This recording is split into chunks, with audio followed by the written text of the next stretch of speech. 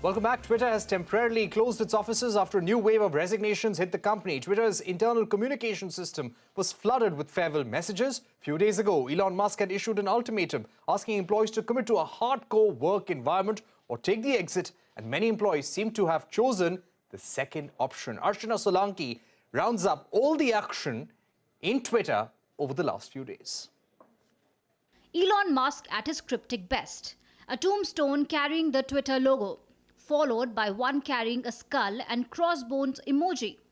These tweets came even as Goodbye Twitter and hashtag RIP Twitter began trending, sparking speculations on the future of the microblogging site. Here's what brought us to this.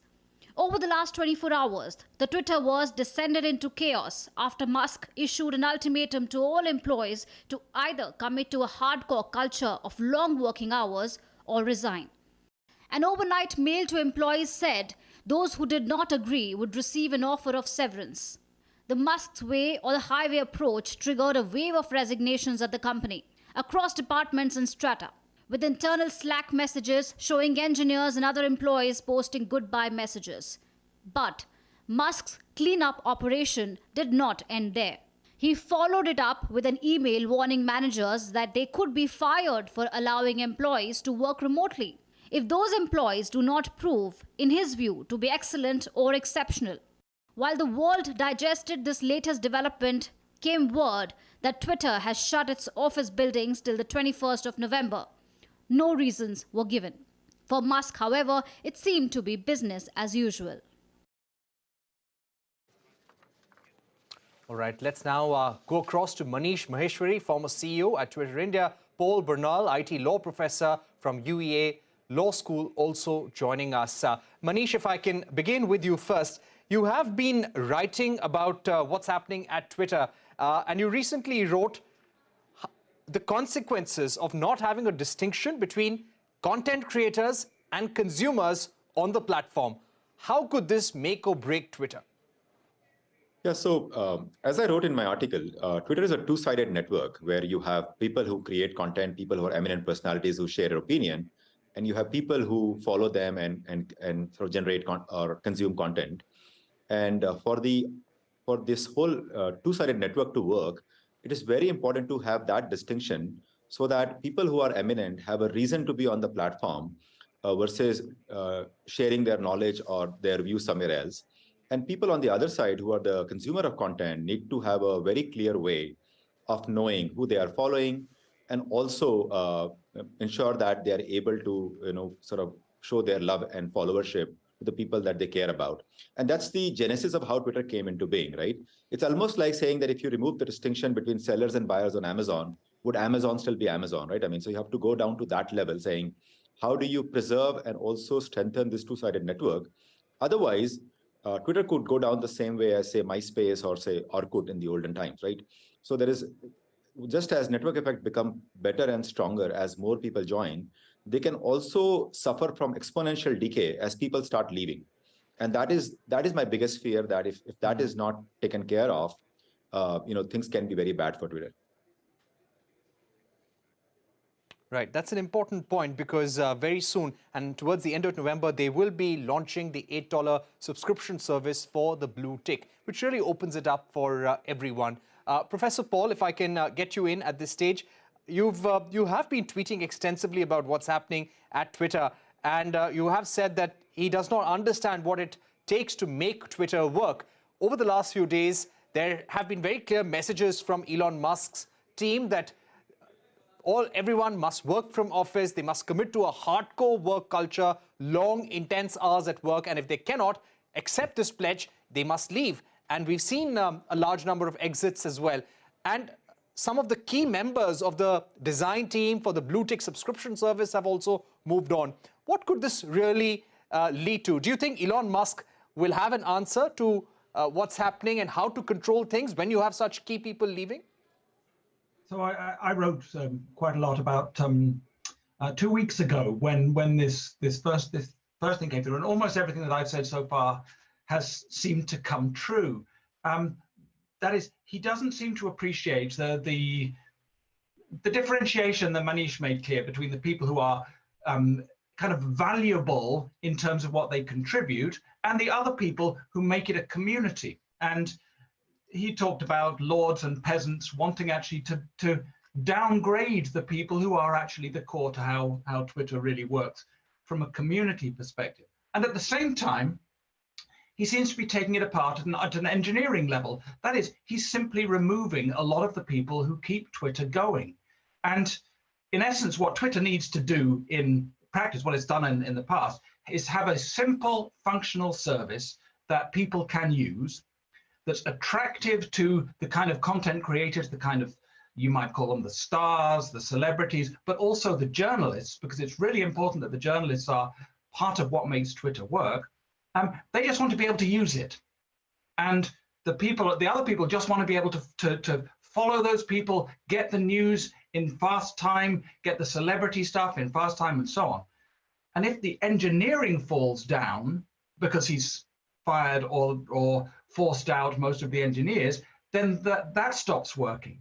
And if the differentiation between the people falls down, then why do you want to stay? Why would a celebrity stay if there are 10 other people impersonating them, saying awful things or pushing pornography or something like that? It damages their brand. And the one thing that the celebrities, the high grade people, for in terms of Twitter kind of value, why would they stay if they're being impersonated? And at the same time, we have exactly that happening with the advertisers. And I don't see where Musk has his model, his financial model going if he makes all the advertisers want to leave. I mean, that's the key here. How can he run? He has paid an enormous amount of money for Twitter. He has to get that money back somehow. It's always been hard to have a business model for this kind of operation. He's destroying what they've already got. Manish, do you think Twitter will be able to stay online with this kind of churn? This is something that Professor Paul was also talking about, large number of exits. Can the organization really function? You're someone who's really familiar with the working of Twitter. Yeah, so it's going to be very painful, right? I mean, at a core, at a function level, things might still work. I mean, the tweets will keep flowing. High number of outages. We're looking at a very high number of outages also, according to some reports. Yeah, it depends on like who is leaving and how critical they are, right? I mean, if they are core engineers who are keeping the site up and running, those people are leaving and there is no backup, then clearly there is a lot more danger that things might stop in the short term. But see, those problems can be fixed very quickly. You can hire another team from another company and fix it. The bigger problem is people who have the know-how and the understanding of how the platform operates, how the interactions happen, how something goes viral, how the trends are created, how the narrative is built. And those who have a relationship with content creators, celebrities, journalists, top politicians, media people, all the people who create value on the platform. And the reason why people come to Twitter is because they get to hear directly from these important people.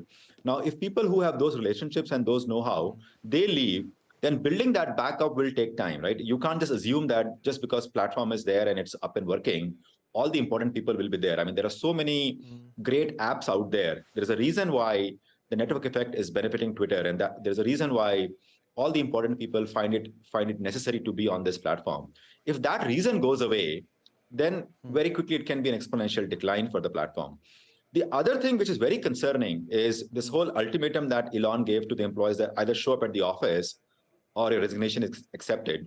Now that hurts at the core of the culture of Twitter. Now, if you go back to the days, right, when COVID happened, Twitter was the first company that declared that employees can work from anywhere and also forever. In fact, this was a very, very, I would say, monumental or very, very unique announcement that Jack did in those days, that not only you can work from wherever, you can work forever, wherever you want to work from. Now, what Elon has done is completely reversed that. Now, over the last 2 years, 3 years, people have really enjoyed being their creative best wherever they were located. There were a lot of remote employees, and Twitter is a global company. So in any team, there will always be people, some people in Europe, some in Asia, and also Twitter had started operating in Africa as well. So clearly people were very productive in the way they were operating, and the company was huge on online collaboration. We used to use Google Docs and Google Tools, and a lot of collaboration used to happen. So people were really into this. And I think forcing everyone to come to office just because there's a physical space will hurt people, not just senior people and managers, but even frontline engineers who really valued their freedom and the creativity and the kind of focus they could have working at a location that was ideal for them. Right. So that to me is a big deal, because now I think you are seeing mass resignation, because if you're someone who is valuable, someone who has great skills, why would you put up with something with an order of this kind, which seems very heavy-handed, very dictatorial? Right. We've run out of time, but Manish Maheshwari, Professor Paul, thank you very much for joining us. Clearly tough times for employees there at Twitter. Let's see what happens in the days to come. But as Manish and Professor Paul pointed out, that people who are leaving are really at the core of Twitter's team. And there are some very big question marks on the way the blue tick subscription service will work and how it will probably blur the differentiation between content creators and consumers on Twitter. With that, it's a wrap on this edition of Newscentre. Thank you for watching. Goodbye.